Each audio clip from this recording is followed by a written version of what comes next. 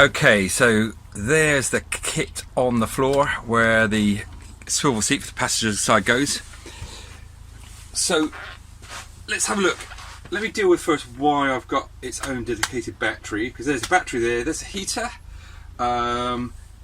This wooden bulkhead here has got the pump and filter screwed on the other side. I might be able to have a look later on. Why have I got a spare battery? So I built every inch of this van. So I changed it from this to this, and I happen to know it will be a really difficult run to get the cables from the leisure battery, which is in the bedding box underneath the switch box there, round to the heater. Bearing in mind it's a long run, you've got sort of 10 ampish draw to start with. That's pretty heavy cables to get right the way through, so I don't get a voltage drop. And I just knew it would be hard. So that's the first reason. The other reason is you've of course got to make a hole in the floor to get the exhaust out and the burn air in, the cold burn air in. And bloody Renaults, there's a substructure under here, we'll look at that later, which means you cannot get that heater in the middle of the space underneath the captain seat. It's got to be pushed to one side. And so in doing that, it created the space for the battery. I thought, well, why not? Particularly as Renault Masters or owners will know, your drive battery is not in the bonnet, it's there under the floor. So very easy to get a charge link put through. And I've got a manual split charge system in there. I'll show you that later, not a VSR split charge. So at the end of the day, in for a penny, in for a pound, dedicated supply for the heater.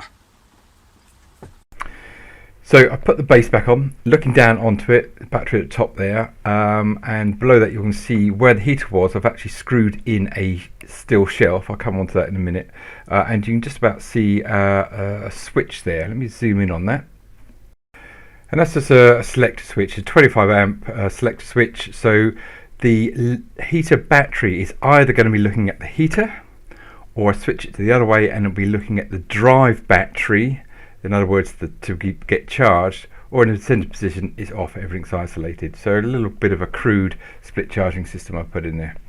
I might put a proper VSR type split charging system in there later on, sort of thing you use on your leisure batteries, but actually it's fine at the moment. What it does mean, of course, is I can't use the heater with it connected to the drive battery, so I can't flatten my drive battery by using the heater.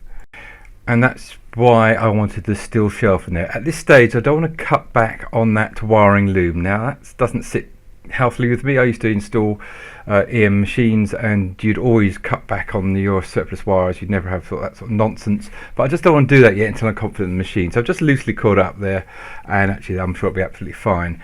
The ridge stuff is silicone blanket. Just want to protect the wire and the battery from the heat, although surprisingly there's not much heat build up in there. I dropped a remote thermocouple down in the gap between the heater and the battery, and kept it on when I was running, and actually the heat build up in there is less than under the bonnet, but you know, that stuff is available, it's cheap, and why not put it in there. So we're under the van now, lying on the ground looking up, and you can see the structure of the frame that's dictated where that heater could be positioned. You could not drill through and make your exit holes for your pipes if you put the heater in the middle of the area occupied by the swivel seat. So the blue stuff there is exhaust wrap, manifold wrap, and just above that you can see more of that silicone blanket. And if I zoom in, you can hopefully see why.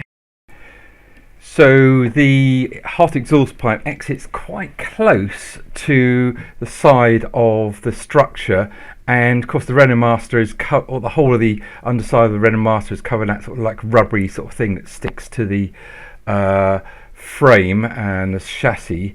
That's why they don't rust.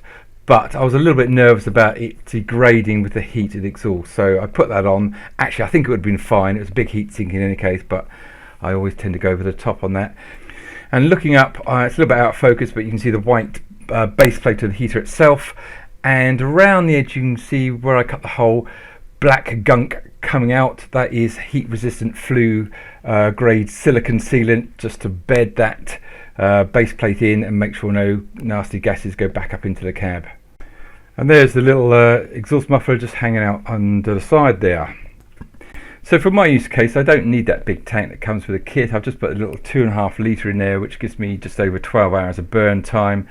And I've got a spare one that sits in the boot as well, so that's fine. I just put it in position when I need it, secure it down with a bit of Velcro, some inline fuel connectors, and so I only actually have the tank in position when I want to use the heater.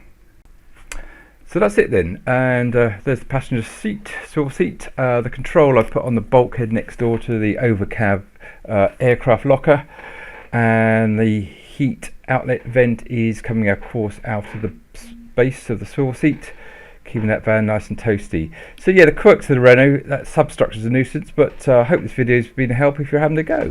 Good luck.